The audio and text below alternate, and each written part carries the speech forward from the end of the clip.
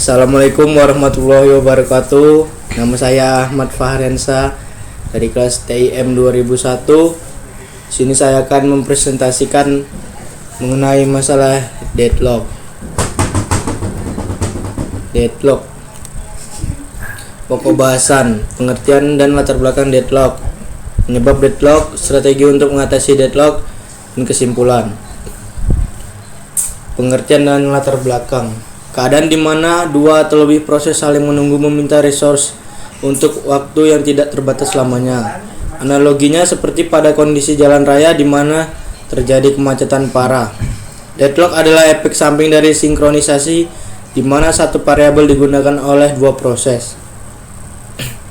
Model deadlock seperti ini. Penyebab deadlock. Pertama, mutual exclusion. Kedua, hold and wait. 3, circular waiting. 4, no preemption. Deadlock harus memenuhi semua syarat di atas. Pencegahan. Mutual exclusion. Membuat file pool untuk resource yang digunakan bersama-sama. Hanya ada satu proses yang boleh memakai sumber daya dan proses lain yang ingin memakai sumber daya tersebut harus menunggu hingga sumber daya tadi dilepaskan atau tidak ada proses yang memakai sumber daya tersebut. Hold and wait. Memaksa sebuah proses untuk melepaskan resource yang dimilikinya ketika meminta resource baru. Circular waiting. Memberikan penamaan resource berdasarkan urutan atau level. No preemption. Membolehkan adanya preemption. Sumber daya yang ada pada sebuah proses tidak boleh diambil begitu saja oleh proses lainnya. Untuk mendapatkan sumber daya tersebut, maka harus dilepaskan terlebih dahulu oleh proses yang memegangnya. Selain itu, seluruh proses menunggu dan mempersilahkan hanya proses yang memiliki sumber daya yang boleh berjalan. Strategi mengatasi deadlock. Prevention. Memastikan paling sedikit satu penyebab deadlock tidak berlaku.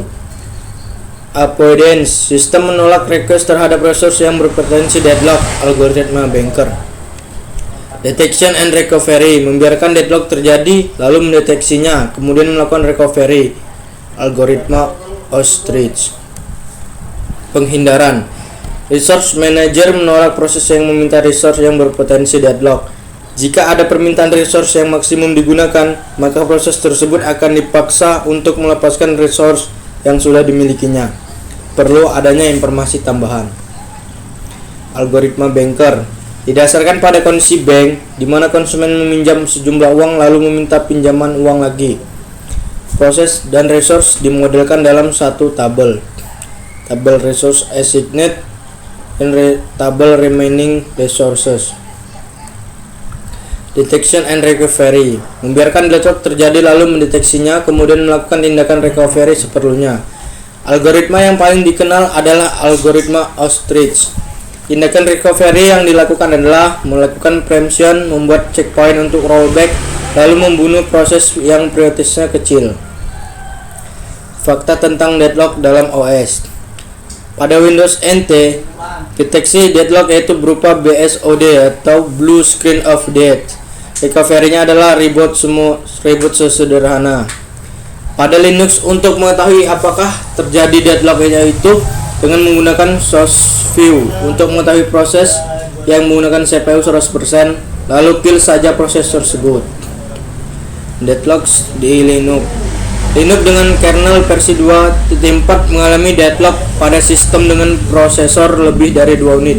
Deadlock ini pada umumnya terjadi bila akses melalui Ethernet dilakukan, terutama bila melakukan timing pada jaringan. Proses akan terblok dan saling menunggu resource Ethernet tersebut bebas. Beberapa kasus deadlock juga terjadi ketika OS Linux dijalankan dari kondisi sleep. Proses yang mengakses USB device akan mengalami deadlock.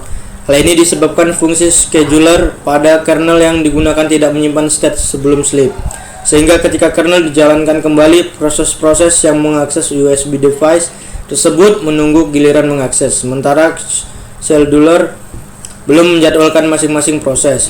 Kasus ini juga terjadi pada serial device.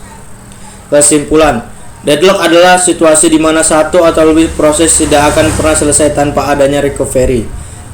Yang kedua, 4 kondisi penting untuk deadlock. mutual exclusion, hold and wide, circular wide, and no preemption. Deadlock bisa diatasi oleh berbagai strategi: prevention, avoidance, detection, and recovery. Mohon maaf apabila ada kesalahan dalam pengucapan saya. Sekian dan terima kasih. Wassalamualaikum warahmatullahi wabarakatuh.